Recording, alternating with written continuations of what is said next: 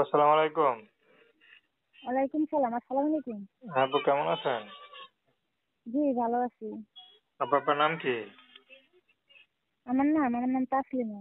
খুব সুন্দর নাম। তো তাসলিমা আপু, স্ক্রিনে যে ছবি দেখতে পারতেছি, এটা কি আপনার অরিজিনাল ছবি? জি, এটা আমার ছবি। আচ্ছা, তাসলিমা আপু কি করেন আপনি? কি করবো ভাইয়া, আমি বাসা বাড়িতে কাজ করি। কাগজ ছিল না, একটা মেশিন ছিল, মেশিনটা নষ্ট হয়ে গেছে। এখন বাসা বাড়িতে কাজ করি, আমার নানি আছে। বিয়ে শাদী হয়েছে আপনার? তেমন। জি ভাইয়া। বিয়ে শাদী হয়েছে? জি না। আচ্ছা, তো পড়াশোনা করেন নাই? জি ভাইয়া, পড়ছি। অল্প পড়ছি আর কি, গরিব মানুষ তো, বেশি পড়তে পারিনি। ও, তো পরিবারে কে কে আছে?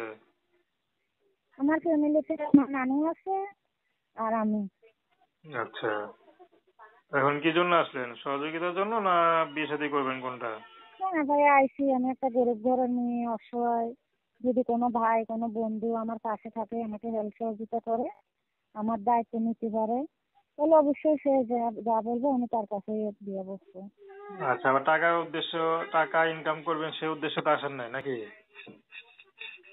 মনে হয় একটা মনন ভালো একটা মানুষ হলে যে আমার দায়িত্ব নিতে পারবে, তার কাছেই তো আমি দিয়ে দেবো।